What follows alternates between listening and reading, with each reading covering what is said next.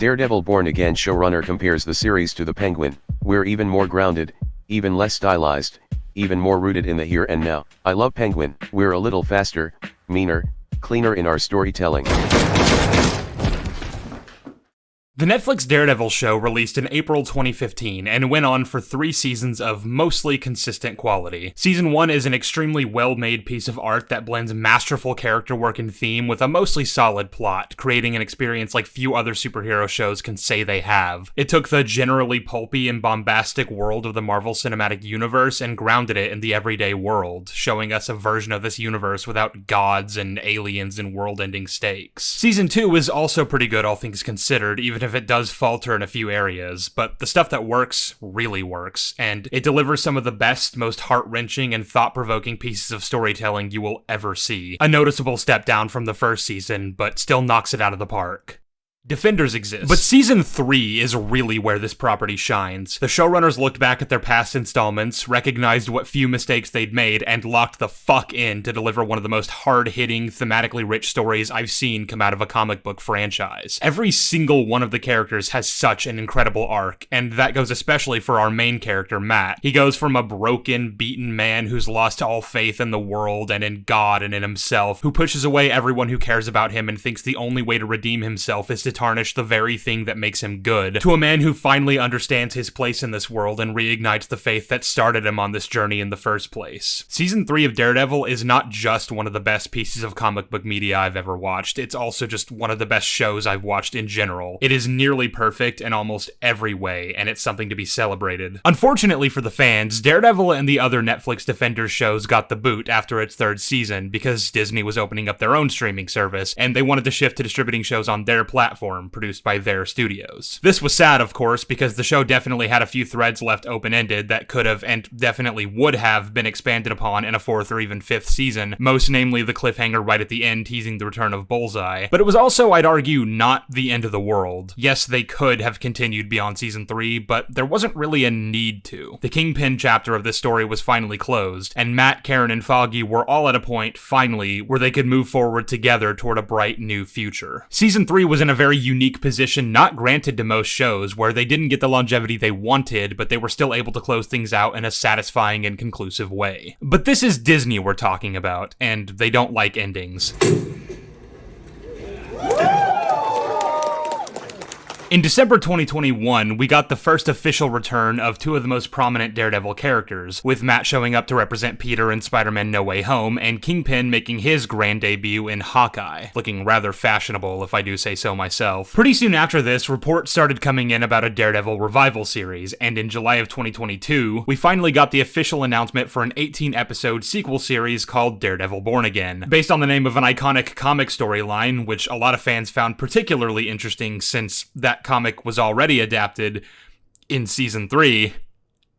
Well, I guess the title is just a reference to the fact that the Daredevil IP is born again, and I'm sure that'll turn out great. Then in late 2023, during the SAG-AFTRA strikes that were happening that year, the higher-ups at Marvel took one look at what had been filmed for the show so far and decided it wasn't working, deciding to fire basically all the current staff and start fresh with a new creative direction. The only problem is, they'd already filmed 6 episodes, and it cost a lot of time and money to make them, so they didn't want to scrap them entirely. It's also pretty apparent, for a number of reasons we'll get to in a minute, that whatever this pre-creative overhaul version of Born Again was going to look like, it wouldn't have been connected to the Netflix Daredevil show. People like to act like just because the Netflix shows were theoretically meant to take place in the MCU when they came out, and even occasionally reference them, that means they were always meant to be canon. Completely ignoring shows like Agents of S.H.I.E.L.D., which was also coming out around the same time, and also clearly meant to be placed in the world of the MCU, but which has been virtually decanonized by all the Disney Plus shows that came later and is largely ignored as a thing that happened. But it did happen, and you don't get to just pretend it didn't, Marvel. Moist. Your Friendly Neighborhood Spider-Man is a show that came out recently, and I actually watched it. It's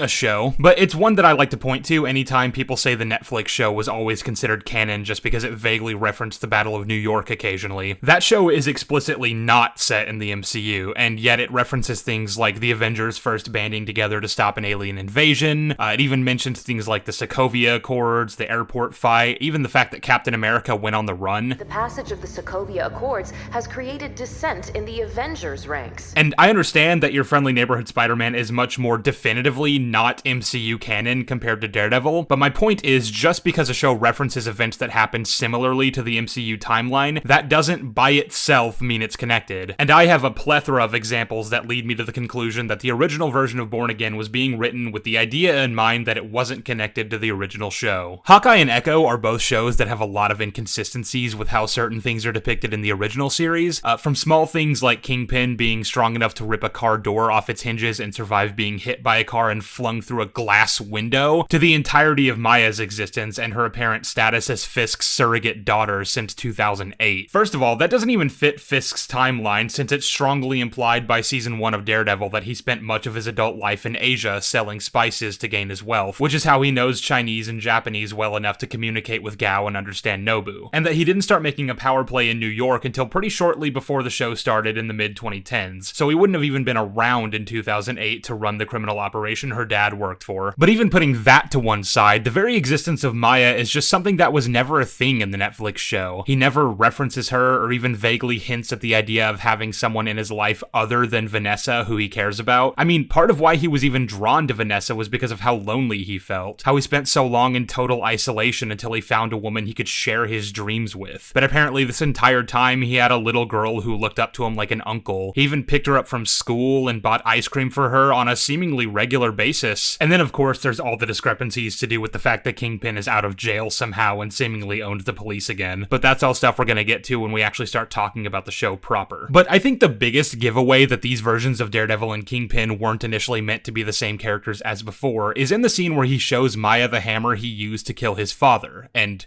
it's not the same hammer. Like, not even the same type. We've seen the one he used, and it was just a normal hammer. It wouldn't have even been that hard to get another one. Like, you could just find one of those at Dollar General for, what, like $2?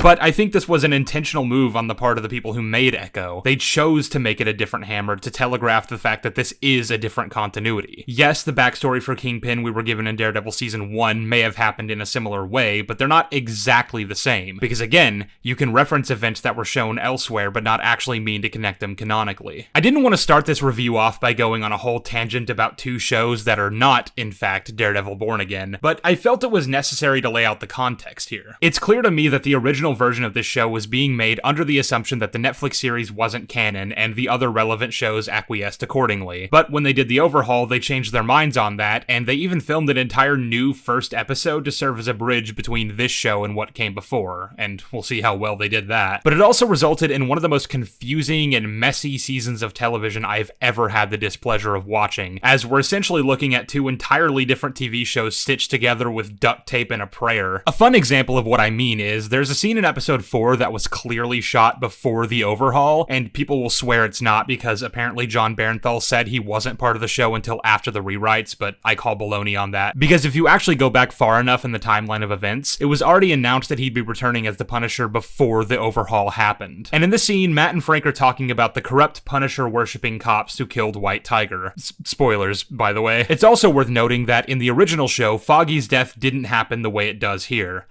Again, spoilers. Originally, he was killed 4 years ago rather than 1, and it was actually at the hands of a corrupt cop, which is why it makes sense for Frank to bring up Foggy's death when talking about corrupt cops, whereas in the actual show, it feels like a total non sequitur, and the context of the point he's trying to make to Matt doesn't make any sense given what actually happens in Foggy's death scene, which, trust me, we're gonna talk about soon. Something that makes this all the more apparent is the fact that the only time Frank actually mentions Bullseye by name, it's while he's off screen, and it's clearly ADR. You can tell by the difference in sound quality. Like, seriously, just give this a listen. I haven't edited it at all. So what now? Every day Bullseye goes to the chow hall, eats his slop. You know he gets to breathe the same air that you breathe. Or how about the scene where Fisk has just learned Daredevil is back in action after over a year, and the way he talks about their past interactions is strangely, like, unpersonal. Like, he talks about how he built up this big criminal empire that Daredevil spent years working to tear down, beating up his guys and breaking their bones. You know, he talks about him as someone who frustrated his operations and was a general nuisance, and not as someone who has personally threatened him and his wife, even sending an assassin to their wedding, and who's good friends with the person who killed his closest confidant and friend. If this scene was written with the intention of it being connected to the Netflix show, then, well, actually that explains quite a bit about the writing now that I think of it. But my point is, episode Episodes 2 through 7 are largely just holdovers from the original cut, with a few tweaks here and there, like Frank's bullseye line, or basically any scene with Vanessa, since originally she was recast with a different actress, which actually, by the way, that's another great example of my larger point about the canon here. Otherwise, from what I can tell, those episodes were written and filmed with the understanding that they were untethered by the continuity of what came before in the story of Matt Murdock, and you can fucking tell. Now, with all that in mind, I'd like to start this review off by going over the cold open of the first episode. I don't want to go through the whole show chronologically, but I think dissecting this absolute train wreck of a sequence is going to help us all understand just what we're dealing with here. These first 15 minutes really set the stage for the entire show, and they are quite a thing to behold. The show hits the ground floundering with Bullseye killing Foggy, so let's lay the groundwork for that. Our trio are at Josie's bar celebrating the retirement of their good friend Cherry, who's going to be a main cast member on this show, so I expect we'll learn all about him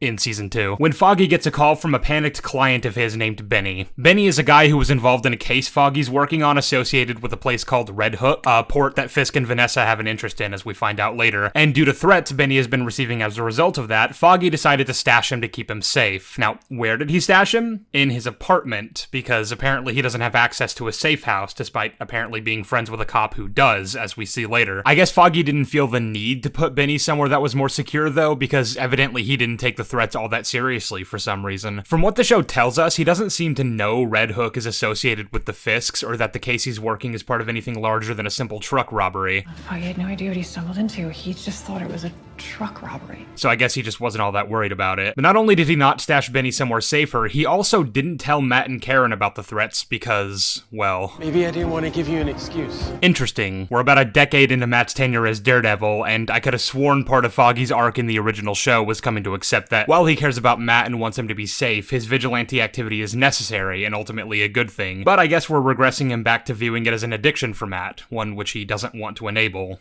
Okay. In any case, Benny is correct that there's someone in the building, and since I've already said it a few times, yeah, it's Bullseye. And he makes a little Daredevil 2003 reference for some reason. He also takes the time to fix a hanging light bulb because, remember, he's OCD. It's not like that was entirely a facade he put on to keep his life orderly for the sake of not going off the rails and murdering people or anything. But I'm gonna put a pin in that for the moment because there's a much larger point to make about the way they've chosen to characterize Dex in this show. And as a related point, you might be wondering why he's doing any of this right now. I mean, he gets done interrogating Benny, and then Benny tells Foggy over the phone that Bullseye was looking for him. He's here specifically to kill Foggy, and that doesn't make very much sense when you remember the context of the original show. He doesn't have any personal beef with the guy. They only actually interacted like twice across the whole series. Once when Foggy punched him during the bulletin attack, and once when he was called into the FBI office to represent Seema Nadim. I'm not saying Bullseye wouldn't kill Foggy if he felt he was in his way. In fact, he did try to kill him during the bulletin attack, but only because he was sent there to kill everyone present. Foggy was just one of everyone. But I don't see any reason why he would go out of his way to target him specifically. Other reasons I heard for why he might be doing this is that he wanted to hurt Daredevil, who I guess he just knows is Matt Murdock now. The show isn't entirely clear about that, but I'm inclined to lean more toward that he doesn't. And besides, that wouldn't matter anyway, because Bullseye doesn't have beef with Daredevil either. Yeah, they fought a few times, but only because he was working for Fisk. The same reason why he went after Karen at the church, so I don't see any reason why he'd go after either of them of his own accord, right? The most I can do in favor of the idea that he hates Daredevil is that Daredevil stopped him from killing Vanessa in the finale, but that's not enough for him to go and do all this, is it? I mean, I don't think so. But speaking of, let's remind ourselves why exactly Bullseye wanted to kill Vanessa. There was this girl he was obsessed with named Julie, who he looked to as kind of a moral compass because his therapist told him he needed a North Star to help him navigate everyday life. She figured he was too psychopathic to understand the difference between right and wrong, and that he needed to model his whole life off of someone that he knows is deemed by society to be a good person. That goes back to the organization thing I mentioned a second ago. It's not that Dex personally cares about keeping everything neat and tidy, it's that he needs to keep up appearances, and keeping an organized routine and living space will keep him from going off the deep end because it provides him a rigid structure. Just like Julie provides him a rigid structure. Once all that goes away, he stops giving a shit about any of that stuff. Fisk has Julie killed and positions it in a way to make Dex think that she ghosted him, which sends him over the rails and causes him to become Fisk's puppet. But then Matt tells him what Kingpin did, and naturally he decides he's gonna kill him. But first, as payback for taking the woman he loves, he wants to do the same by crashing his wedding and killing Vanessa. That should be Dex's primary motivation upon getting out of prison, which, by the way, him getting out is its own other can of worms we haven't even opened yet. He should want to kill Vanessa to hurt Fisk, and then go after Fisk. You are, of course, allowed to have characters change somewhat during long time gaps, so if something has happened in the interim that's caused him to change his motivation, then fine, but the show never tells us what that is, and in fact strongly implies that no real developments have happened in his life since we last saw him. And then episodes 8 and 9 finally gave us an answer to all these questions. Apparently Matt never did any investigating on his end to find out why Bullseye did what he did, because he just naturally assumed he was settling some old scores. You have to accept that Poindexter was just trying to settle an old score with Foggy and Karen and you. Which doesn't make sense for all the reasons we just went over, but the truth of the matter is that he was hired by Vanessa, the woman that he wants dead more than anyone else in the world. Not only did he uncharacteristically take a job from one of the Fisks, but Vanessa uncharacteristically got him out of prison in order to assassinate a lawyer. A lawyer who, by the way, is off limits for her to kill, but we'll get to that. Hey, remember this scene? What does Agent Nadim know about your business? And is he determined to find ways to hurt you? To hurt us? Yes. Don't you think it would be safer to remove the threat? If Agent Poindexter is useful, perhaps he can help us with this problem. Remember how Vanessa spent 2 years overseas and separated from the man she loved, and how she was determined to never allow anyone to ever threaten their union again? You know, I'm just spitballing here, but I think maybe it's a little nuts to hire the one person who presents a serious threat to you when you could just hire any other competent assassin. You are the very best at this type of thing. Okay, yes, but he's also a danger to you and your criminal operation. Why not just hire a Black Widow or something? I think if fucking Kate Bishop's mom can do it, then Vanessa can, right? My point is, there are other players out there. And that's a related point, actually. Eleanor Bishop hired Yelena to kill Hawkeye through Valentina, and that reminds me, Dex got his spine broken at the end of Season 3 and was rendered paralyzed from the waist down. Can't move.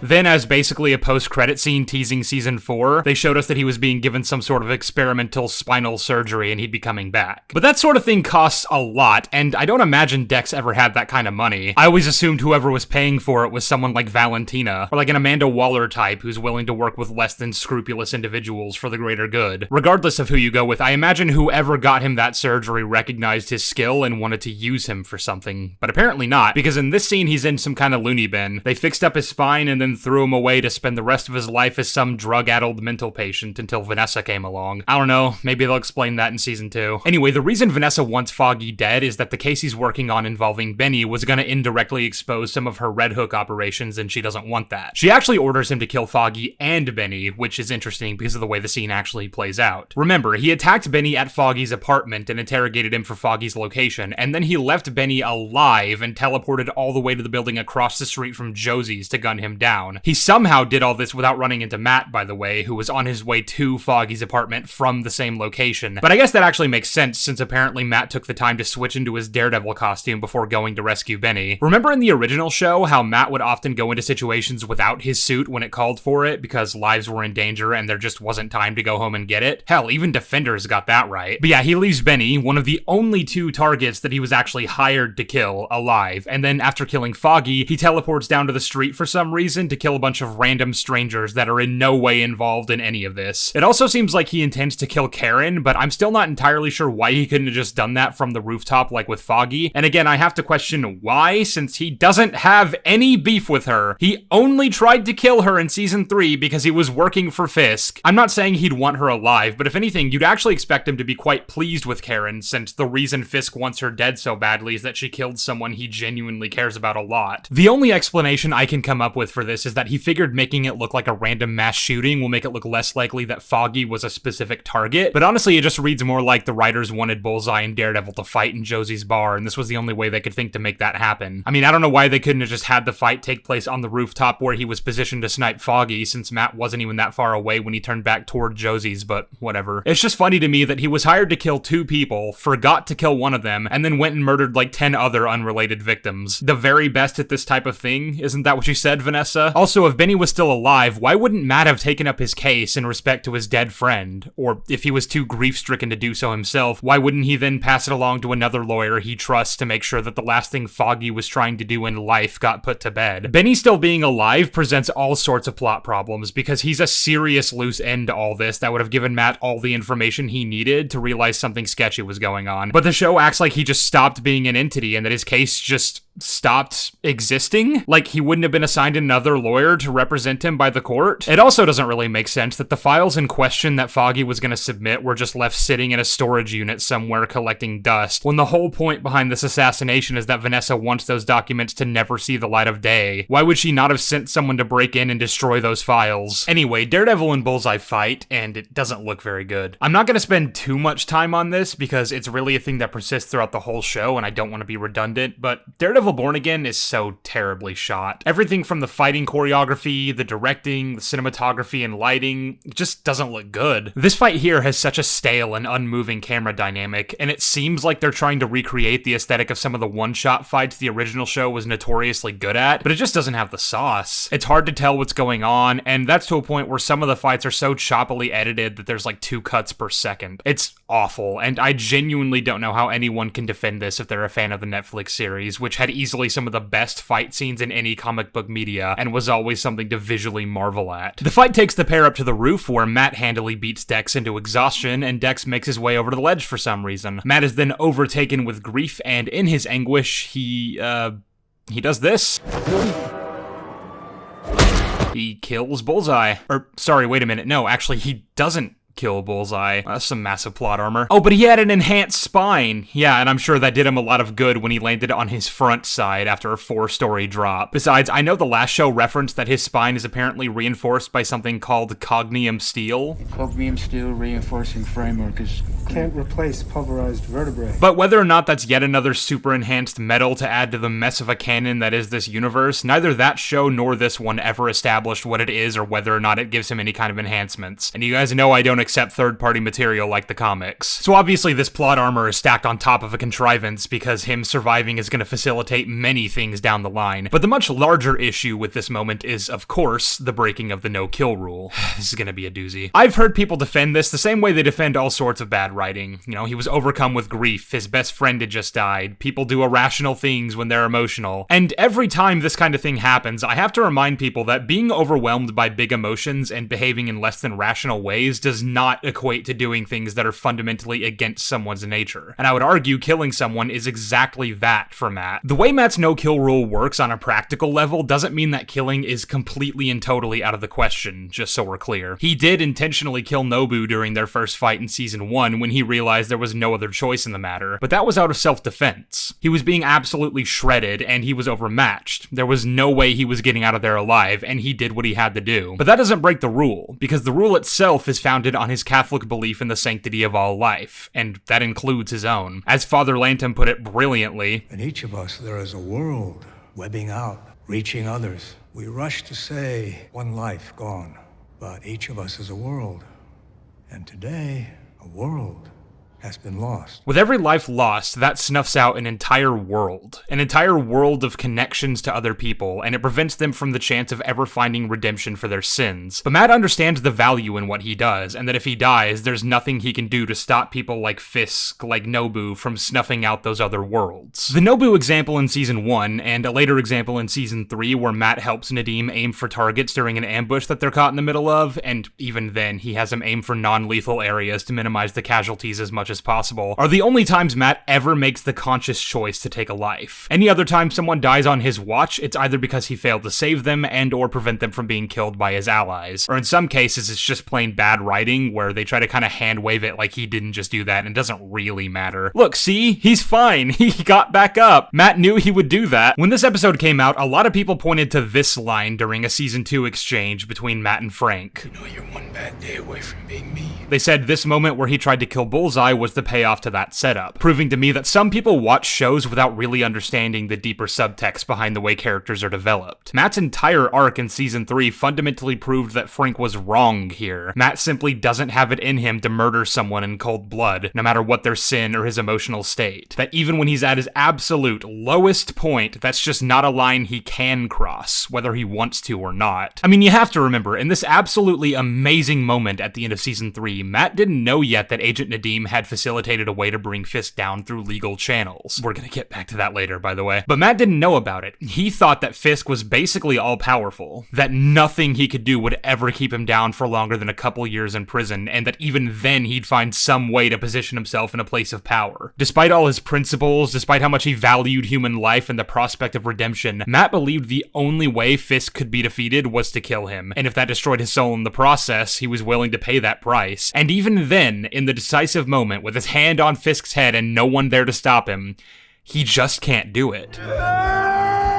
And yeah, he makes the deal and he tells Fisk to go back to prison, but Matt knows that's a tentative solution at best, and only so long as all parties involved actually uphold their ends of it, which we're gonna get to. The deal was only part of the solution. It was a compromise. But without Nadeem's testimony, Fisk would have been able to keep doing what he was doing, and Matt didn't know that was a factor, so by not killing Fisk here, he was doing so with the understanding that it may not lead to the results he wants. Matt thinks his upholding of the no-kill rule is a choice he has to keep making every single day, that if he crosses that line even once, he'll never be able to stop himself. But the simple fact of it is that just never would have happened, because crossing that line isn't something he was ever capable of to begin with. There'll be more to go over with the thematic implications involving the no-kill rule that we'll get into momentarily when we discuss Fisk being out of prison and how the show decides to handle that. But to close out the cold open, after Matt attempts to kill Bullseye, he takes off his mask while still in view of all the cops and bystanders down below, and sits there sobbing until Cherry shows up. I mentioned him earlier, but I'm reminding you again that he exists because the show rarely ever does. Based on this moment here, he apparently knows Matt pretty well, to the point where they're on a first-name basis, and I can easily buy that they would have worked together plenty of times, as cops and lawyers often do, but the calling him by his first name and the fact that he'll go on to keep his secret both imply a much deeper level of friendship between these two than we've ever seen. We've only just met the guy. And that's not a problem, of course. A good deal of time has passed since we last saw these characters outside of brief cameos and appearances, but the show never gives us that history, nor does it do very much to develop their relationship in any respect. We know vaguely that Cherry is against the concept of vigilantes because he thinks they've rendered the police obsolete, and he makes it pretty clear that he's proud of Matt for giving up Daredevil, and not happy with him when he puts the suit back on. But that's barely explored in any actual depth, and it's not even really used to generate that much friction. It's a thing with basically every new character that makes up the cast of this show, so in order to not dwell on it, it bears just lumping them all together and doing a brief little blurb about it. Cherry and Kirsten are not interesting characters. I've spent 9 episodes with them, and I barely know a single thing about them, and their dynamics with Matt are at best a pale imitation of the ones he had with Karen and Foggy, and that's when the show's even trying to do anything with them at all. The only real exception to this is Heather, and that's not because she's done well, let me tell you. Matt receives a new love interest in this show, and she is quite possibly one of the most insufferable characters that I've ever had the displeasure of enduring in a piece of fiction. She starts off being a bland nothing burger like the other newbies, but then for reasons I can't even begin to understand, the post-overhaul episodes decide to take her and turn her into the most unreasonable, moronic character in the series, and that's seriously saying a lot. They start by having her take on Fisk and Vanessa as clients.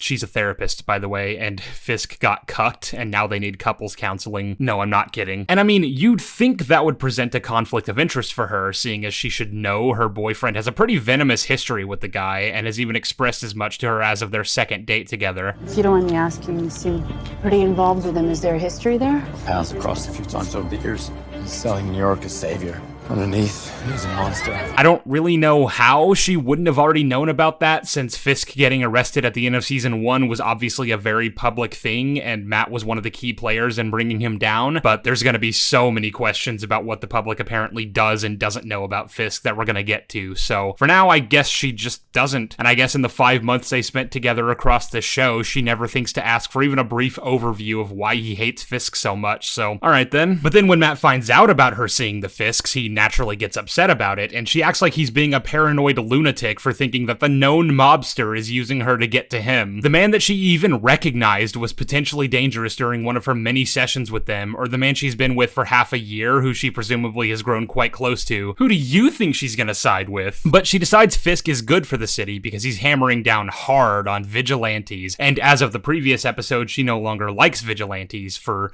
reasons that particularly baffle me, but that's connected to a larger point in its own right. You know, that's the thing about this show, isn't it? It's such a tangled mess of problems that it's hard to pick apart any one single thing without tripping and falling into a whole nest of toxic spores. The long and short of it is that she was taken prisoner and nearly killed by the serial killer Muse, who I'm sure is really cool in the comics, but here in the show they do absolutely nothing with him before killing him off. And because nobody in this universe seems to understand what vigilantes actually are, Fisk decides to use characters like Muse and Bullseye as examples of why they need to be stopped. Muse, who's nothing more than a masked serial killer, and Bullseye, who's also a masked serial killer, and one who actually has ties to Fisk, and has been proven in a court of law to have committed several murders on his behalf the last time Fisk tried to frame a vigilante as a mass murderer, but we will get to that. Anyway, Muse tries to kill Heather, and since she's apparently stupid enough to fall for some of the most transparent propaganda you'll ever see, that puts her in a very anti-vigilante stance. Interestingly, of course, the only reason she survived that encounter was that Daredevil, you know, an actual vigilante, busted in and saved her. But don't worry, our girl has an answer for everything. Muse tried to kill you, Daredevil saved you. I saved me.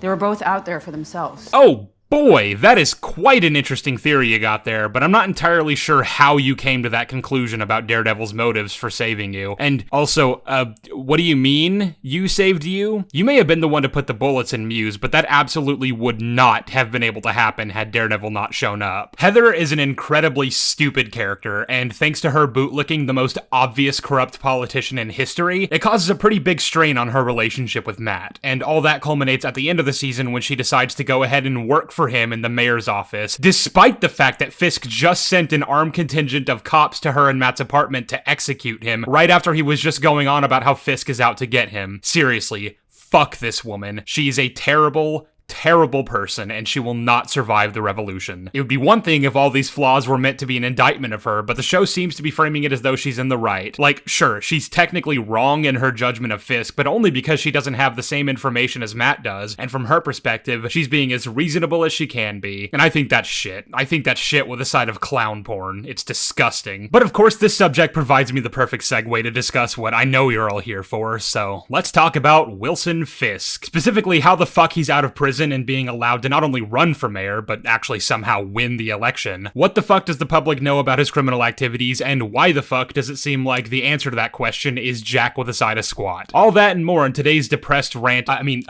episode. I made a video shortly before this show came out where I said that Kingpin returning would fundamentally be a mistake. It would thematically undermine the entire point of the no-kill rule and the arc Matt went on in the third season. It would completely undo all the sacrifices made to ensure he could never game the system again, namely that of Agent Nadeem. And it would be a logistical nightmare because at this point, everybody knows what Fisk is. The public know he's a monster and they fucking hate him. The FBI know that they can never allow their own to be so easily corrupted and extorted by Fisk going forward. All the involved authorities left standing were there to make sure Fisk could never do what he did again, and it made for the perfect narrative closing of a 3-season arc. He was a great villain, one of the MCU's best, but a thing isn't beautiful because it lasts, and like all good things, it was time to let his story come to an end.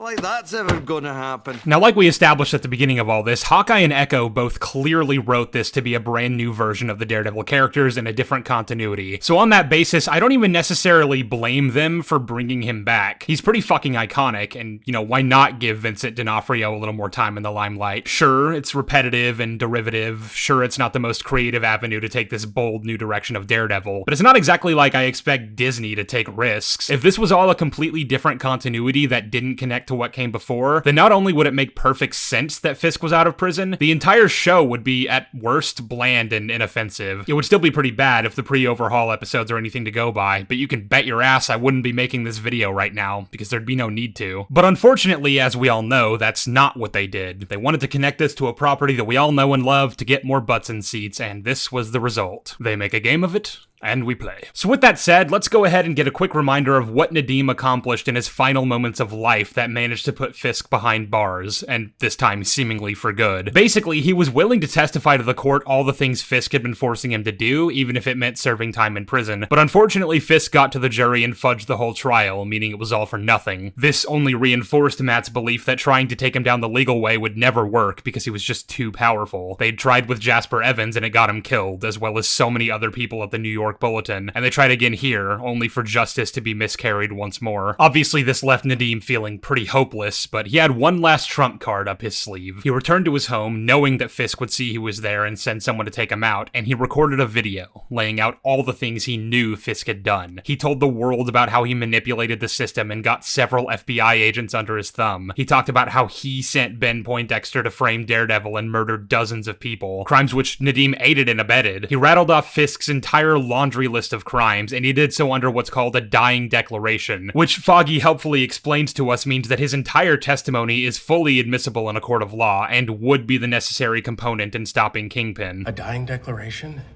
is exempt from the hearsay rule. A person who believes that they're dying has less incentive to lie. You're telling me this is admissible in court? Every damn word.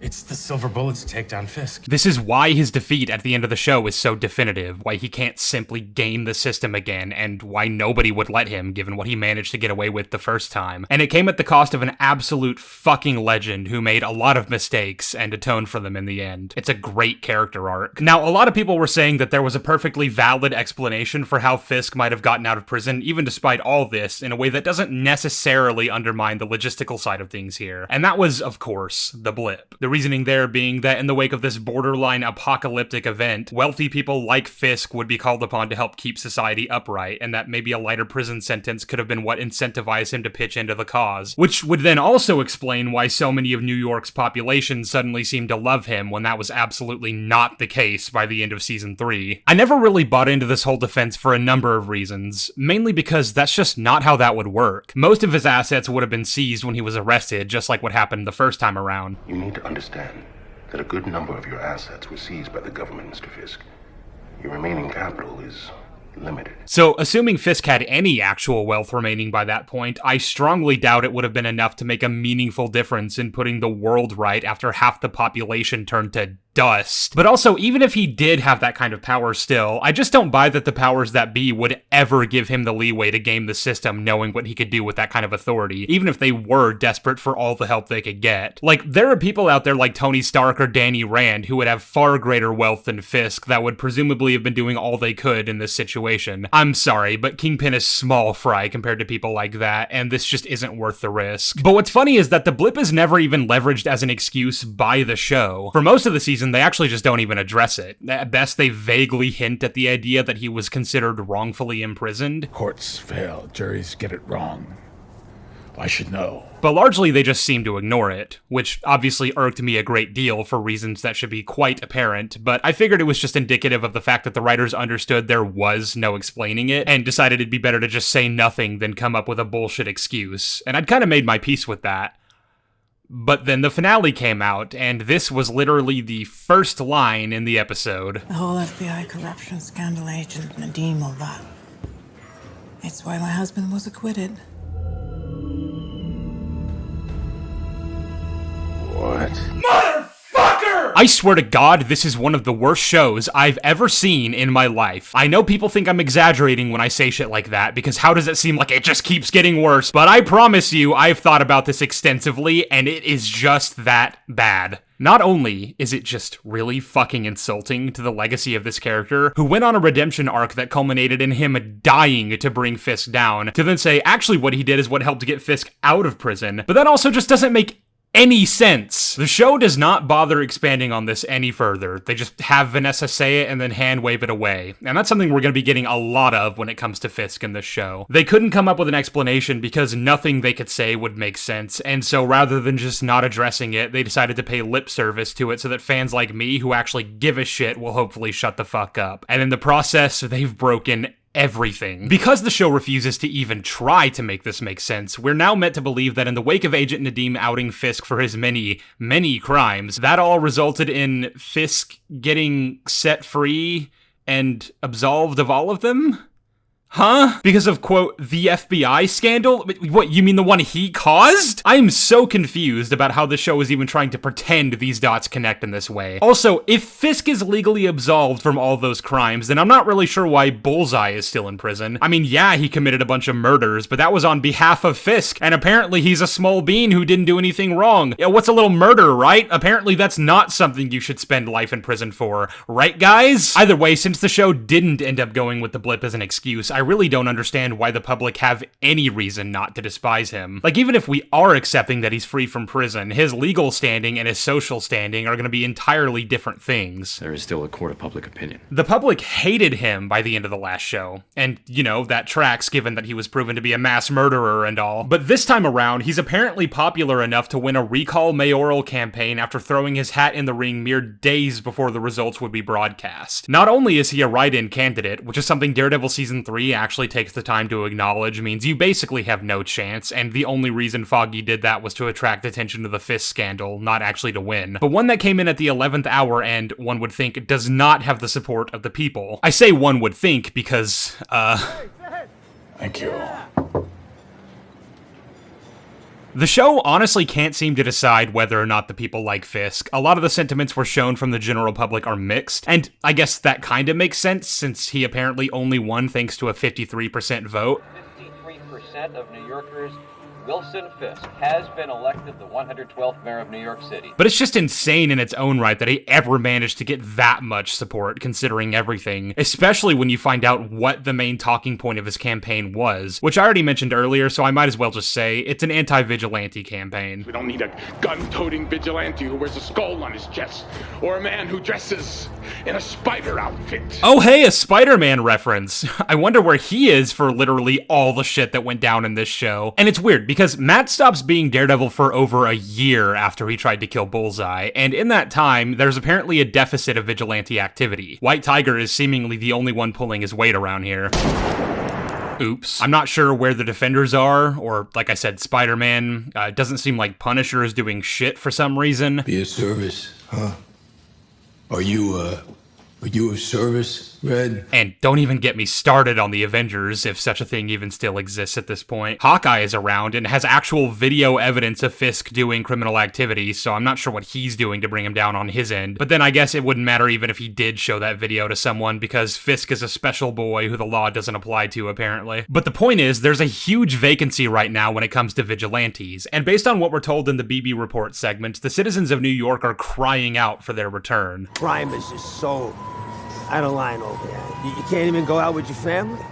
You gotta worry about getting mugged? This actually makes some sense, considering they established previously that a good chunk of the police force has been retiring early, presumably thanks to the uptick in vigilante activity, like Cherry said. So many retiring, leaving, and it's 30% of the force in the last 2 years. So with that in mind, an apparent lack of vigilantes is naturally going to mean a huge spike in criminal activity, with not nearly as many people around to stop it. But if this is the case, then I'm not sure why over half of the New York voters would elect a guy who actively wants to take the few vigilantes they have left and send them running to the hills. That doesn't make any sense, and it kind of baffles me that these two wildly conflicting ideas were written in the span of the same episode. And all that's before you even get into the fact that the police apparently have a large majority of people who support Fisk, which is fucking insane to me considering how much the NYPD hated him back in the original show. In season 1, he owned a fair amount of cops and used them to do his dirty work against certain criminals he couldn't otherwise get access to. But when Detective Hoffman flipped, that's what brought his whole organization down, which also included cleaning house of a lot of Fisk's stranglehold on the police force. There is, of course, no way to completely eradicate corruption in such a large organization, but Fisk going down in season 1 meant that the NYPD was largely composed of cops who not only didn't work for Fisk, but who actively despised him, and for good reason, given how many of their own had died thanks to him. And that would only be further accentuated by everything that went down in season 3. You know how I was just saying Foggy ran for DA as a write-in candidate in season 3 to shine a light on Fisk? Who do you think were his most staunch supporters during that campaign? The vast majority of the police force in this city do not like Fisk, and they do not support him. Please give me a moment to say goodbye to my wife.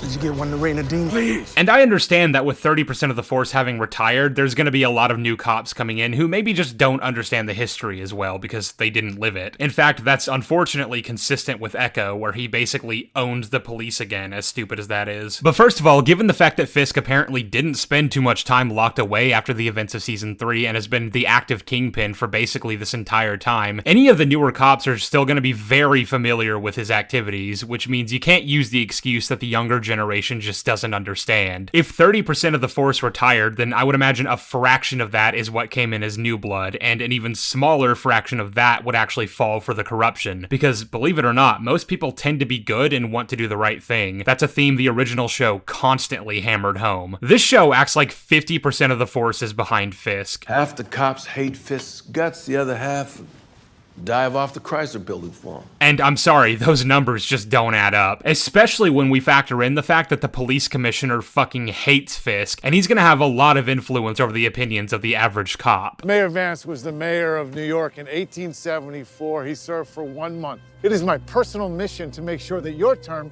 is shorter than his. The last piece of the puzzle for how Fisk gets into office is Bibi Urich, the niece of Ben Urich. She's also a reporter, and in the first episode during his campaign, she actually gasses him up on her show, turning a lot of the younger voters in his favor and essentially handing him the votes of an entire demographic. And I found that a little weird, to say the least, because you might not remember this, the Kingpin is the one who killed her uncle. Throughout the show, I genuinely couldn't figure out if she even knew about that, but I didn't see how she wouldn't, considering it was a pretty open secret. Sure, he was never officially charged with it, but Karen and Ellison and Ben's wife, like, they all knew about it. And you'd think they'd have a vested interest in making sure that his niece grew up knowing that Wilson Fisk is a bad person. Well, in episode 8, we get this confirmation. Do you know that Wilson Fisk was the main suspect in your uncle's murder? Yeah, I did. She implies to Commissioner Gallo that she's secretly working to undermine Fisk by reporting on all his dealings under a pen name, and that the only reason she's getting so close to him is so she can take him down. But considering how much of a close shave this election was, it kinda seems like had she not done what she did, he probably wouldn't have won. Like, she basically handed him his power and then had to beg for a seat at the table just to take away his power? Episode by episode, anytime she did anything, it felt impossible to get a read on what she wanted. Is this all a facade? Or does she actually just not care that he killed her uncle? Or does she somehow not know, which would be throwing Ellison and Karen onto the pile of assassinated characters? And this doesn't really make it any clearer. Like, if she's using a pen name to report on all the bad things Fisk does while using her actual persona to snuggle up to him, why would she have reported the union busting thing that got Fisk in so much trouble in an earlier episode? Why is this article written under her real name? Why does she essentially make him mayor if her ultimate goal is to bring him to his knees? What possible endgame is she hoping to achieve by doing that? I don't know. She's a really weird anomaly of a character, and I don't even want to pay her that much attention because they refuse to do anything interesting there. Like, pick a side. Either have it be that she's working to secretly undermine Fisk and don't establish anything that contradicts that, or make it so that she's the type of person who lacks the integrity her uncle had. That could actually have been interesting, because it either could have involved an arc where she realizes why standing for what's right is important, or had her double down on only being out for herself. One or the other, but not this middle ground shit. Anyway, those are all the factors that go into Fisk being mayor, but before we can actually talk about what he does with that power, and why he apparently wants it in the first place, it's time to stop putting it off. We gotta talk about the deal. This is, I think, the thing that everyone's minds went to when Fisk first came back in Hawkeye and Matt showed up in No Way Home. It was a lot less clear at the time whether the Netflix show was meant to be canon, but now that we know that it is, and that Fisk was out of prison basically this entire time and back to running his criminal empire, what the fuck is Matt doing about it? And why haven't all the consequences of breaking the deal taken place in the many years since season 3? As a quick refresher, Fisk found out Daredevil's true identity in season 3, which naturally put Matt, Foggy, and Karen all in danger, meaning that if he didn't kill Kingpin in that decisive moment, not only would he and those closest to him have to constantly look over their shoulders for the rest of their lives, but Fisk could pull a Mysterio and tell the entire world who Daredevil really is. So, Matt cut a deal. He used leverage he had that could take Vanessa down for the murder of Agent Nadim Nadeem and threatened to get her locked up, and told Fisk the only way to keep that from happening would be to keep his secret, go back to prison, and to never hurt him or his friends or anyone else ever again. This is a deal they both agreed to, and like I said earlier, it was always a bit tenuous, but it would be held together so long as Nadeem's testimony put Fisk away for life. Vanessa would still be free, and that could present problems for Matt down the line, but it was the best of a bad situation as far as he was concerned. But with Fisk out of prison, that means he's already broken part of the deal, and Matt should be coming for him, and for Vanessa. Really, at this point, he pretty much has no other choice but to kill him, because clearly the system doesn't work. I mean, he didn't even have to cheat at this time. The law just decided he was innocent because of nebulous reasons, and also fuck you personally, Nadeem. This is what I talked about in my last video, and surprise, surprise, I was fucking right. They've made it so that the no-kill rule doesn't work, that it necessarily can't work. There is no other solution. Fisk is always gonna get out, and he's gonna keep hurting people, so you have to kill him. I said killing someone in cold blood isn't something Matt fundamentally has within him, but this isn't that. This is him killing Nobu to save his own life, to make sure that he's out there protecting the city after this fight. It's self-defense, and it's a defense of every other person Wilson Fisk will go on to kill, which is something Matt absolutely has within him. When you committed to the choice to bring Kingpin back, you made it so that the no-kill rule cannot function, and you thematically destroyed the entirety of Matt's arc on the show. Good fucking job. There's no reason I can think of why Matt doesn't get Vanessa arrested at this point, other than I guess he was just too chicken shit to do that and face the consequences that would follow in Foggy and Karen's death. But if that's the case, then I guess this was always just an elaborate bluff and he was never gonna follow through. He never had any actual power in this situation, so we can throw that out the window as well. Anything else about this scene we want to ruin while the corpse is still fresh? And the thing is, I don't buy for even a second that Foggy and Karen aren't immediately killed if Fisk is willing to break this part of the deal. He says this in the first episode. About your friend. I had nothing to do with his death. I kept that promise. Which, by the way, this is the only time the show ever acknowledges the existence of the deal, so do with that what you will. But it also implies Fisk has some sense of honor, and I just don't believe you. If he did, he wouldn't have broken any part of the deal, so again, stop with this middle ground shit. It really is just that the writers knew there wasn't any way of retroactively making this all fit with the Netflix show, but the guys signing their checks said they had to, so they just kind of threw this together and tried to move on as quickly as they could. But considering how much he fucking hates Karen and would like nothing more than to have her killed, it just isn't within character for him to keep that deal with all this context in mind. Now, as a related point to the fact that Matt's no-kill rule is no longer something that should be stopping him from killing Fisk, this show also thematically destroys yet another pillar on which the rule was founded with the arcs that both Fisk and Matt have in this story. The show likes to do this thing where they parallel the two a lot, so you're definitely meant to get the impression that what's happening for one is also happening for the other. They're going on the same journey. For Fisk, it's the stuff to do with the mayor, which they go out of their way to make it seem like he's doing this out of some genuine sense of altruism. Of course, because the show itself just doesn't make any sense or remain internally consistent, it also makes it seem like the only reason he became mayor was to expand his own criminal operations, which you'd think would conflict with the idea that he's trying to go straight. But the way they depict him is that he is actively trying to become a better man, an arc that was seemingly brought on at the end of Echo, where she forced him to relive his childhood trauma with her Native American magic.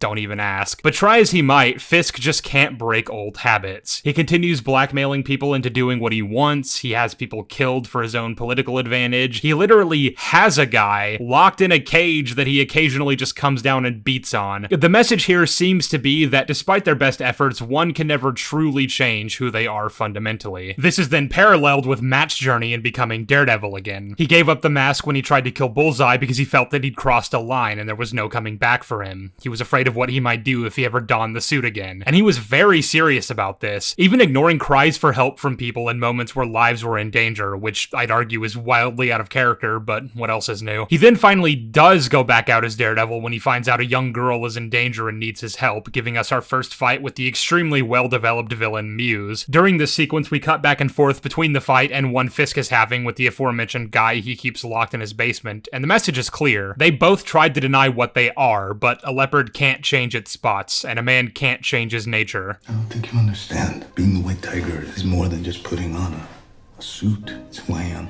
It's a calling. I didn't choose it. It chose me. You might as well ask me to stop breathing. The problem is that completely undermines the concept of redemption. If Kingpin is simply incapable of ever changing for the better, then the entire principle behind why Matt would choose to spare him is kaput, even more than it already is from all the other reasons we've just been over. Really, you never think for 1 second, shit, I just killed a human being. A human being who did a lot of stupid shit, maybe even evil, but had one small piece of goodness in him. And then you come along and that one tiny flicker of light gets snuffed out forever. Redemption is a very strong theme in the original show. It pertains to basically all the characters, but specifically Matt, Karen, Nadim, Father Lantom, and Sister Maggie in Season 3. The idea that no matter what you've done or how far gone you think you are, it's never too late to turn that around. But when you take someone's life, you rob them of that chance, which is exactly what happened to Grotto. Every Sunday, for as far as I remember, Elliot would come here. Often I would see him take whatever money he had and put it in the collection plate, hoping for redemption, which would never come, praying for the light.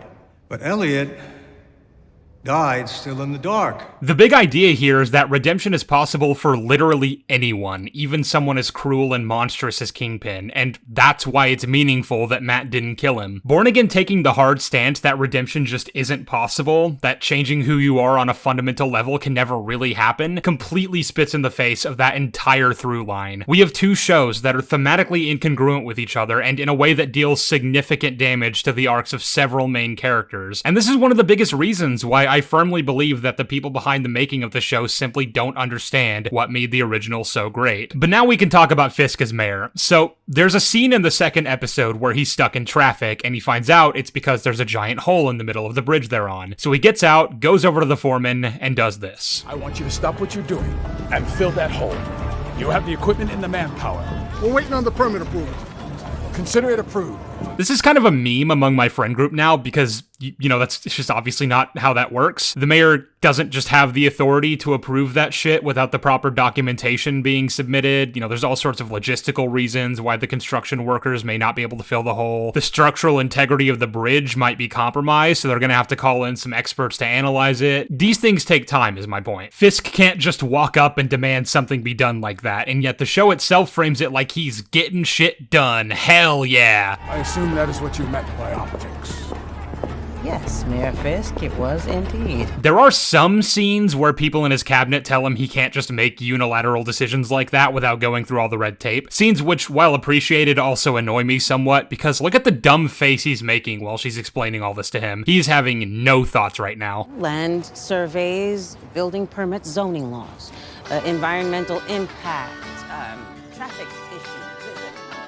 And that's pretty insulting to his character, because Fisk isn't a dumbass, and he's dealt with these exact problems before. All the way back in Season 1, there was an entire plot line devoted to him trying to strong-arm tenants out of their apartment building so he could buy up all the land around what would eventually become Midland Circle. He had to deal with shit like zoning issues and permits, and that was back when he wasn't mayor and had to do all that shit under the table. You know, back when he was actually fucking smart. But anyway, that's basically the only scene in this show where he gets told any of this, because for the rest of the time, he kind of just does shit that he absolutely does not have the authority to do. He uses Muse as an excuse to justify forming his anti-vigilante task force, even though, again, Muse isn't a fucking vigilante, and issues special orders for them to be allowed to operate without body cams, and says that he'll be personally overseeing their operations and that they answer only to him. That's not how that fucking works, and this show basically uses it as an excuse to let the corrupt cops beat and maim and brutalize to their heart's content. They want to do political commentary here, but that falls pretty flat when none of it makes a lick of goddamn sense. And that especially goes for Fisk and the obvious Trump allegory they're trying to do with him. But the context for how each of them managed to win their respective elections are entirely different. And while I'm absolutely not happy to see that dumb piece of shit in office, I also understand how he was able to pull that off. Making Fisk a Trump allegory is not only lazy and just overdone at this point, it's also an insult to Fisk, honestly. Like, fuck me, Fisk is not fucking stupid, and he's the fucking mayor. He has to answer to people, for fuck's sake. In the finale, he apparently has the authority to shut off the fucking power grid for the entirety of New York City and then send out his Punisher cops to kill people on his behalf. His justification for all this? Well, one armed gunman tried to assassinate him, and that means he can do whatever he wants, right? Where the fuck is the governor? Actually, scratch that. What about the military? Or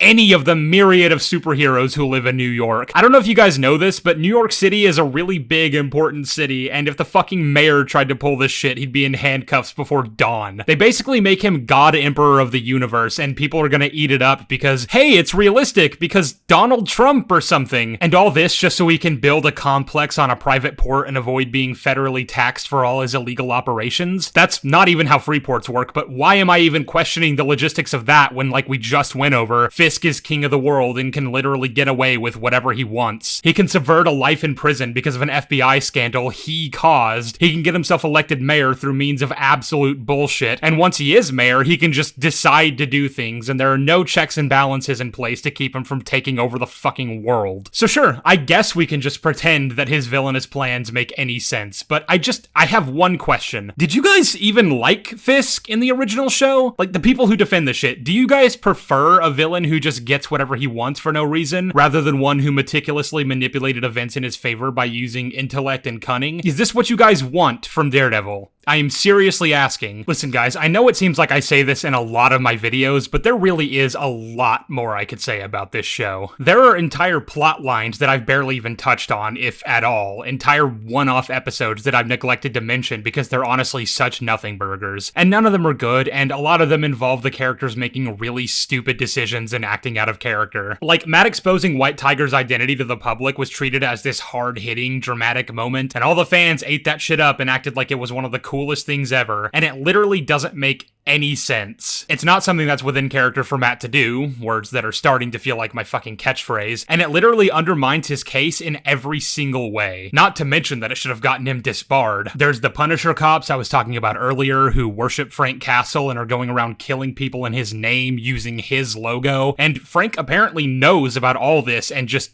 isn't doing anything about it. He just doesn't give a shit, apparently, which I guess is a nice little parallel to the fact that Matt spends the majority of this season apparently not giving a shit that Kingpin is mayor or doing anything to stop him. When I tell you that for 5 whole episodes on this show, neither of these characters so much as think about each other. Nothing that's happening in either of their storylines connect in any way, and if you hadn't seen the original show, you'd almost be forgiven for thinking they barely know each other at all. This show is really good at meandering for episodes on end and killing time. A lot of the stuff I've gone over in this video have all been from the first and last 2 episodes, because the rest of it is just nothing. And that's when it's at its least offensive. So yeah, there's a lot more that can be said about this show, and I really do mean it when I say I've barely scratched the surface here, but this is just all I can give. I don't have it in me to make a 3-hour video going over every single problem this series has, and I have other videos in the pipeline that I need to get back to, so I'm gonna end it here. But as usual, I'll plug the fact that I've done much more extensive and thorough breakdowns of Born Again right here on this channel in the form of my live streams, and you can all check them out if you want something more in depth. For the most part, I think we leave no stones unturned when it comes to analyzing the show, because we had a lot of passion for it, as I'm sure you can tell with this video. I also want to plug the usual stuff: Discord server, channel memberships, Patreon, all that is linked down in the description as always, and as always, if you become a member, you get access to my videos 2 days ahead of everyone else, so if that sounds interesting to you, check it out. But there's something far more important I want to plug as well. On May 9th, I'll be doing a live stream where I play through LEGO Star Wars The Complete Saga all the way through to 100%, and I'm not gonna stop until I finish it, during which time I'll be promoting Danoon Mutual Aid, a non-profit organization dedicated to providing life-sustaining resources to displaced Palestinians in Gaza. They provide food, water, clothing, and shelter, among other things, to people who desperately need it, and I hope to see as many of you there when the time comes. If you'd like to donate, the charity is also linked down in the description here, but even if you don't have any money to give, any help you can provide in sharing it around and promoting it would go a long way. So please, do what you can to help, and thank you in advance. And with all that said, I'm officially done talking about Daredevil,